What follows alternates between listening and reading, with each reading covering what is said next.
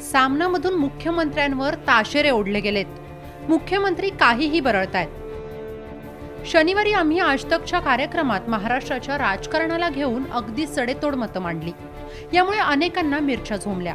खास करून पृथ्वीराज चव्हाण यांनी भाष्य केलं की उद्धव यांना सरकार चालवण्याचा अनुभव नाही। मात्र पृथ्वीराज बाबांचं हे विधान लोकांसांगे ब्रह्मज्ञान याप्रमाणे आहे। स्वतः पृथ्वीराज बाबा सातारा कराड परिसरात सुरक्षित मतदारसंघ शोधत आहेत। मात्र असा अतिसुरक्षित मतदारसंघ मिळत नसल्यानं त्यांचं मन अतिदक्षता विभागातील पेशंटप्रमाणे अस्थिर बनलं आहे। या सगळ्यात प्रश्न इतकाच की स्वतः पृथ्वीराज बाबा राज्यात आले तेव्हा कोणत्या अनुभवाची डिग्री घेऊन मुख्यमंत्रीपदाच्या पोहल्यावर चढले। ते मुख्यमंत्री झाले तेव्हा त्यांना राज्यातील सर्व तालुके माहीत नव्हते आणि पश्चिम महाराष्ट्रातील स्वपक्षीय आमदारांची नावंही माहीत नव्हती।